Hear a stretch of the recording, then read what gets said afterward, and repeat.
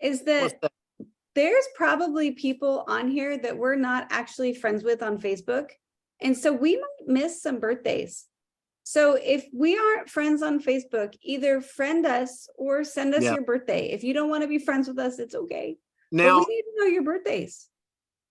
It's important. Alan, just so you know, there's a trick on Facebook. Alan White showed me. And so what he tries to do is get birthday wishes a couple of times a year from people. So he goes in and changes his birthday. That's just Well, smart. If you need a little love, you're feeling down, you just he's make a new hoping to get a birthday. gift. He's hoping to get a gift card or something, from somebody. So he kind of plays the odds and changes it up. Now, Vince, as a defense attorney, I'm not so sure it would hold up in court. But anyway, What's the crime, Palmer? What's the crime? That's a victimless crime. You're okay. All right. Do friend us on Facebook and Instagram. Like we want to be a part of your life. And all right. So our word today was really good and we got to get moving. But before I do, I got to give a big shout out to all the mothers, all our moms, a part of the Coach's Corner that's watching the recording later. I want to tell you, I'm just so you know, in my home, I grew up as the most favorite. I know that's a shocker to you, but I've got two other siblings and my mom loved me the most. And I always told myself that, and I continue to tell myself that I'm her favorite and I'm going to get to spend the weekend with her. And so mothers are all mothers near and dear to my heart. And I think about my grandmother that's in heaven today. She was like a mom to me. And guess what? I was her favorite grandkid. So it's amazing how that is. But when you got the personality I do, you tend to be a favorite for most people. And humble. But moms, we love you and we thank you and we cherish you and honor you. And we hope you have the most amazing weekend ever, because you are special. I mean, there's just something about a mom. So the word for today is ignite. And we saved this word to end it on Friday because to me, it's a super powerful word. And if you look at the definition, it's like catch fire. Call something to catch fire. I immediately went to myself as a little kid and I might have called something to catch fire in my life and got in trouble over it. Arouse or inflame, like ignite. But where I really went with it was, what does it mean in life? Like, I'm 47 years old. What does it mean to ignite in my life? And I really look at life for Brent Palmer as a couple of avenues, several avenues, spiritually, relationships, my business, my profession, my health, right? My finances. Like there's avenues of my life that I look at, I go, what does it mean to ignite?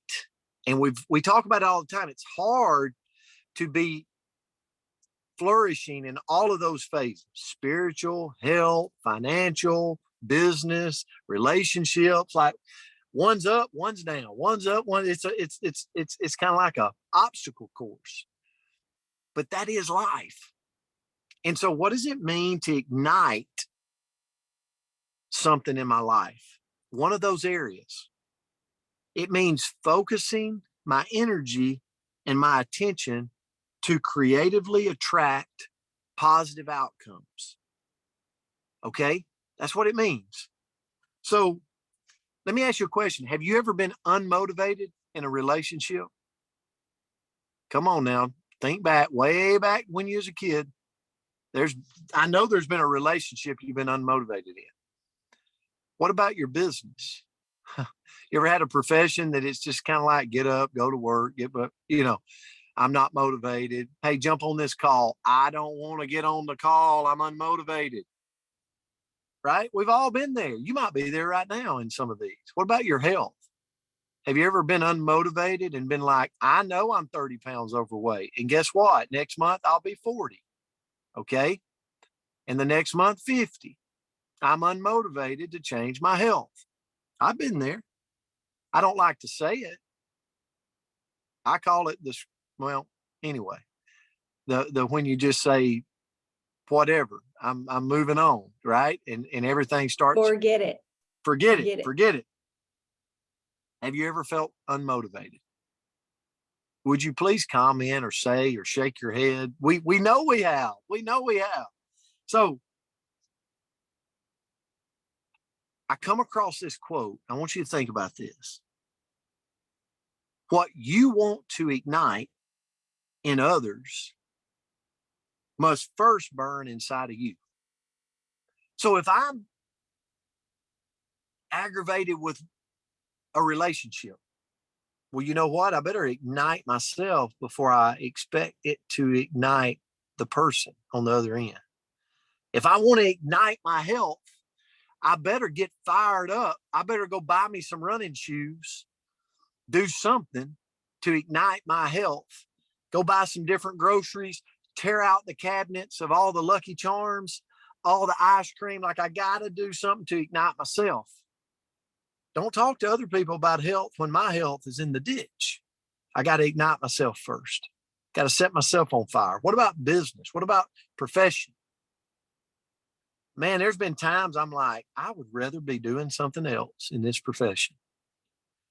But then something causes me to stay the course, and I got to set myself on fire before I expect Arlene and Vince and Alan White to go run, right? I got to ignite myself.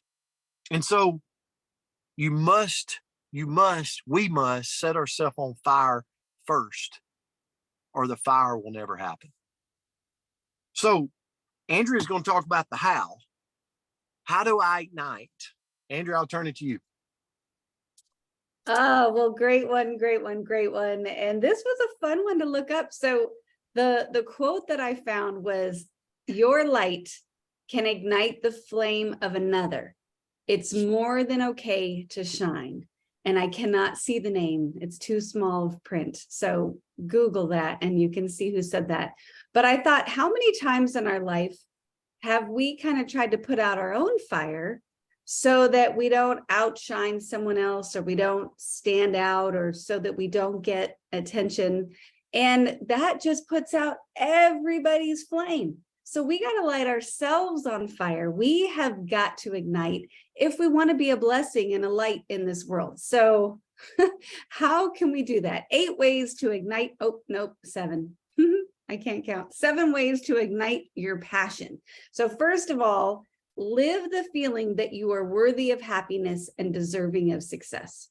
And that's not a lot of words right there. What in the world does that mean? I read that as build your confidence, love on you.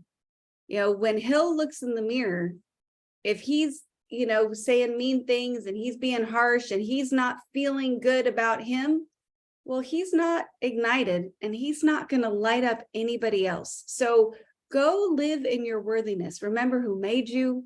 You were beautifully made, and you have skills and you have value and you are so worthy. So live in that space as much as you can, because that's going to allow you to ignite others. Number 2 is answer the passion question.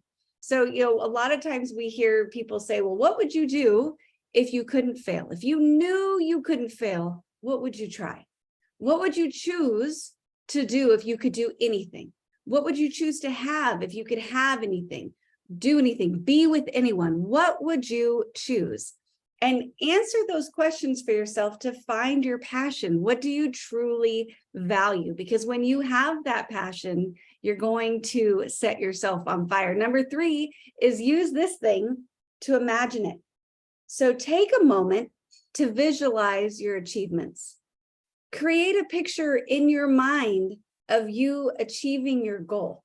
So for Arlene, maybe she is picturing herself in a fabulous pair of shoes. I can picture them, maybe a little bit of sparkle.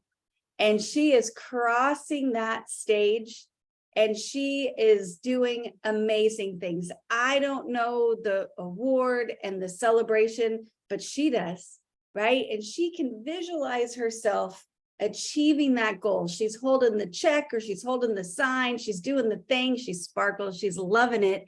And when we can visualize that and we can be really specific, it gets us excited.